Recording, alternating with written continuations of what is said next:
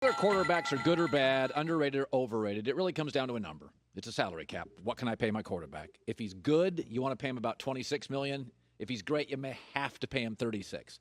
And I've said this. I like Dak. And he's better than Dalton. But I've laid this out for 2 days in a row. If Andy Dalton goes 5-2 off a bye, Doug, wouldn't you, and beat Philadelphia and the Giants down the stretch, it is a hard night's sleep saying, I got to pay Dak 38. Isn't it harder than we're all making it out to be? It is. And look, I listened to you yesterday and I thought, finally somebody said it. And it's the idea of, couldn't you pay Andy Dalton like 10 a year, right? For 3 years, get a viable backup, whether it's a Jameis or a Mariota type, right? Somebody who had been a starter, who needs a little bit of and have him as a viable backup. And collectively, they could make less than $20 million.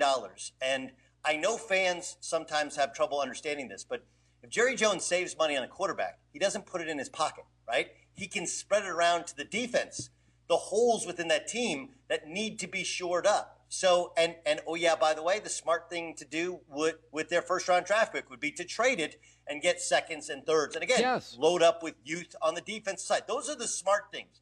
The thing is, we are yet to see somebody really do that. Right? Take a guy who's really good, not great. Hey, Dak Prescott is not great. No one can argue with me that he's great.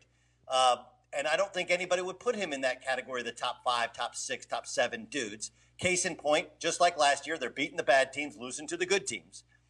Would you save $20 million a year, $25 million, $30 million a year, and spread it on your defense with a quarterback who, again, no one thinks is great, but if you surround Andy Dalton or an Andy Dalton type with a bunch of guys, they can raise up his level, and he's fine. Do I think Dallas will do that? Of course not. That's not who Jerry Jones is. Is it a fascinating idea that somebody is going? That's kind of what the Chargers tried to do a little bit, right? Was draft the future and start a guy who's fine, and you just surround him with talent. It lasted all of one game. But it's a great idea. I just don't think that anybody, especially the Dallas Cowboys, is going to try and pull it off. Yeah, no, Dak's going to get his money, but it does. You start looking at Dalton in their first 4 years in the league and how they play now, and the gap is not as it's not as enormous as everybody makes it out to be. Though I do prefer Dak. So here's an interesting one. So Brady is 7 years old and Peyton Manning when he went to Denver, and that's not a small thing. LeBron's 36. At 43, when you're hosting your show and I'm hosting mine, we're not going to hold LeBron to the same standard at 43, at 36. Like it's for you and I, it's not a big gap. For professional athletes, it is gigantic. Peyton Manning went there to a really functional 8-8 team that been to the playoffs, had the same numbers as Brady, and we were okay with a loss. We were like, you know what? He's really good. This is awesome. Brady's gone to a totally dysfunctional at 43-year-old franchise, turned him around. They may win 11 games. And I have a feeling if he loses in the playoffs, we're like, this isn't good enough. And I'm like, I don't know, Doug. If we know year 2 for LeBron, Peyton Manning, we know year 2 is kind of the year, right? What if Brady loses first round? Is it a failure? The reality is, no, it's not a failure. The problem is shows like this one, shows that precede yours, Undisputed, and Speak for Yourself, it would, in many people's minds, it will be deemed a failure, especially because Bruce Arians has said Super Bowl or bust, right? He put that out there. The reality is, you're right. I mean, it's one of the reasons, and I know we're not getting to the NBA, but, it's like I'm not as down on the Clippers as everybody else is. People forget that LeBron's first year in LA was an abject disaster. They got rid of half the team, they got rid of the coach, and then they won a championship in year 2, which I don't think is crazy to see the Clippers doing. And in the NFL, change is great. Transition is really hard. And this has been a tough transition process. But yeah, I mean, look, he's given them signs of life, and signs of competent quarterback play can lead you to a divisional title and a win. But there's a ceiling there. You can't beat the Saints. And if you think that Tampa, and I know Tom has been great in cold weather, if you think they're going into Green Bay in the dead of winter when he struggles to throw the ball deep in warm weather, and he's going to spin it around the yard it doesn't feel like the matchup they want. But I think generally he's made the best of a hard situation. Has it been an A+? Have they blended the two styles? No. Is it getting better? Yes. It's really hard to tell because when we saw Brady, play against Detroit, he couldn't have looked better.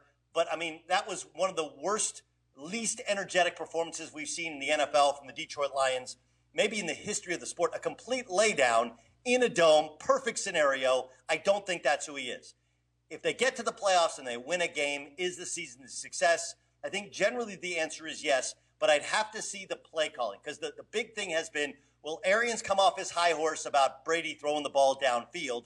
Will he let Brady be Brady and run those option routes on third down? If he does, then I think it's a win that the two have generally worked it out. But if he goes down, blaze of glory, throwing the ball downfield, interceptions, misfires, under a ton of pressure, holding the football longer than he wants to, then Arians has to go because he is not down with how Tom Brady likes to win. And then I would think it wouldn't be as successful as the record would lead you to believe. On to a basketball topic here. I said yesterday, it is amazing how great Brady is. There's always a sense we're trying to kind of discredit it. It's the system, which is nonsense because Josh McDaniels had the system in multiple places, and it didn't work anywhere. In the Rams, he was 32nd in scoring. Denver, 20th. This year, like 25th. So I don't buy into the system. And same with LeBron. There's a little discrediting. He goes to great teams. And I said the other day, Brady and LeBron are not as beloved as Favre and Jordan because the marketing was different. Jordan and Favre did Hanes and hot dogs and Gatorade and Wranglers, and they were one of you, even though we don't think MJ hangs with everybody. But Brady and LeBron are like Beats and Uggs and aspirational and avocado ice cream, and it separates from us. And that is why Favre is more beloved than Brady, though Brady's 1,000 times better. And Jordan is still more popular than LeBron, even though LeBron's going to shatter everything he's done. That's my takeaway on why. Your thoughts? It's the branding.